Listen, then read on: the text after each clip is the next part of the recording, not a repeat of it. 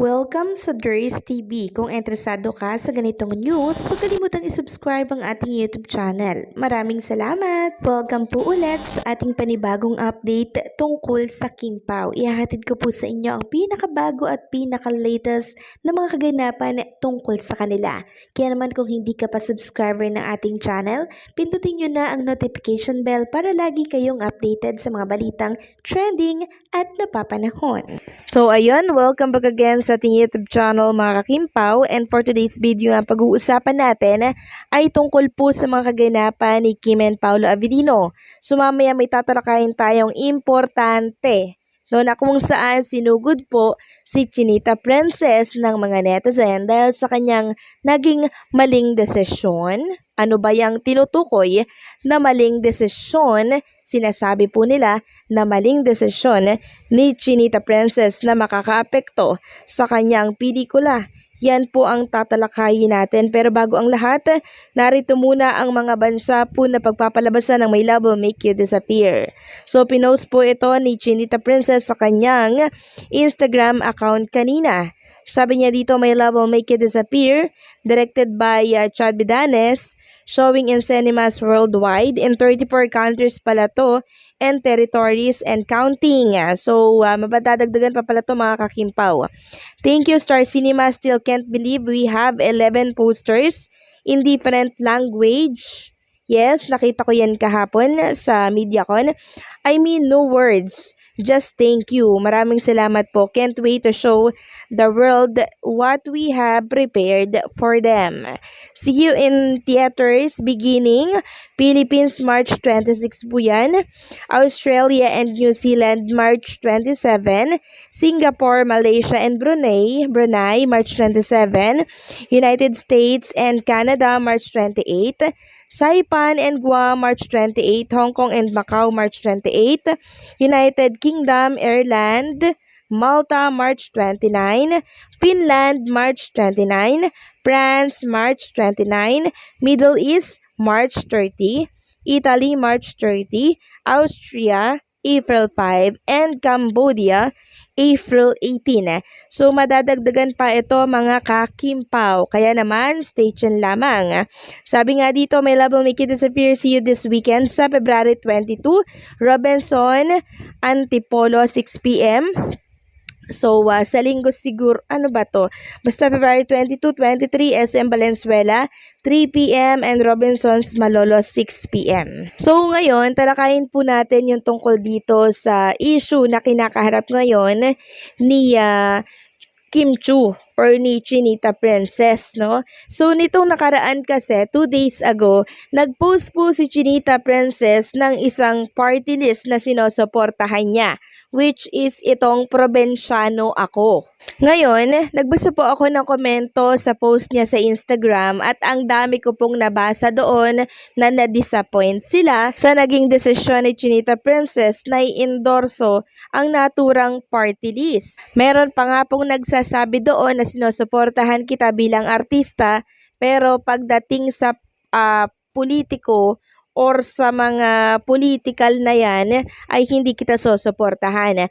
So, ilan lamang po yan sa ating mga nabasa. So, marami po talaga yung mga na-disappoint doon and na-shock dahil ini-endorse niya daw itong party list na to na siyang possible daw na makaapekto sa kanyang pelikula. Mayroon pa nga pong nagsasabi doon na sana daw pagkatapos ng kanyang pelikula na lamang niya inilabas ang naturang sinusuportahan niyang party list dahil possible na ma-disappoint or ma-turn off yung mga fans nitong si Chinita Princess na instead daw na susuporta, baka mawala na daw po ng gana dahil sa party list na to. So nagbasa-basa nga ako doon na hindi nga daw po maganda ang naturang party list, hindi daw po pumili ng maayos-ayos na party list si Chinita Princess at kung ano-ano pa pong mga komento ang ating nabasa. So ang opinion ko naman dyan mga kakimpaw, nasa sa atin pa naman po yun kung susuportahan natin yung party list niya. 'Di ba? Wala namang pilitan po yan. Yung mga gusto lamang po na iboto yung party list na yon, pero hindi kayo pinipilit ni Chinita Princess. So, ito po yung mga komento ng mga netizen doon sa post ni Chinita Princess. Sabi dito ng isang netizen, "We like you as an artist, will support your movie and all, pero wag na sana mag-join sa politics." Sabi pa ng isa, "I hope you research about these politicians you are endorsing. You have a very big platform and that comes with a big responsibility. You have a big influence to your fans and we love seeing you strive or you try, but politics is a different game. Elections are so important, so I hope that regardless of who you endorse, you're making an informed decision about it and how it impacts our nation." Sabi pa ng isa, "I wish she does not do this. This will pull her down again. So sad, it will affect her film too." Komento pa po ng isa, "Kahit fan mo ako, di ako maniniwala sa'yo. Iboboto ang tama at hindi ang mga trapo. Sorry, Kim." Sabi pa ng isa, "Sobrang daming gustong manood ng movie niyo ni Pao dahil ang ganda ng trailer. Pero sinabayan mo nito?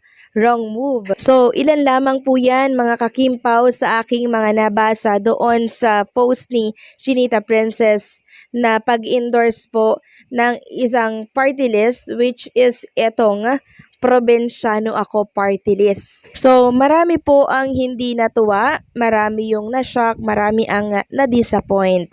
Pero ito lamang po yung take ko dito mga kakimpaw.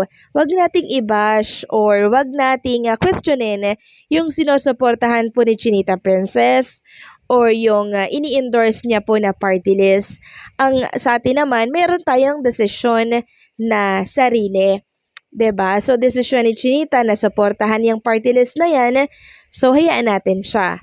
Pero yung desisyon natin, wala namang pabago nito, kundi sarili natin. Suportahan natin yung tama.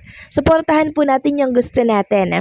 Pero wag tayong ma-disappoint or mabigla na i-advertise or i-promote ni Chinita itong party list na to kasi ito yung sinusuportahan niya. Although merong mga na-disappoint dahil ito yung sinusuportahan niya, ganun po talaga.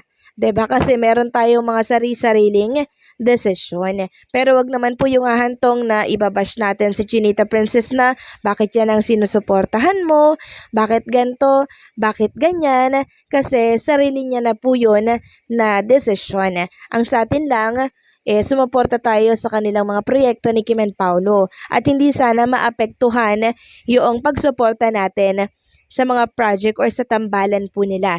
Hiwalay po ang politics, hiwalay po ang showbiz. Okay? Kaya wag natin siyang i-bash kung ito yung naging decision niya. So kayo po mga kakimpaw, ano po ang reaction ninyo nang makita ninyo na ini-endorso niya pala itong Probinsyano Ako party list? Na-disappoint din po ba kayo? Please comment down below, okay? Babasahin ko yan nang sa ganun malaman ko kung isa kayo sa na-disappoint.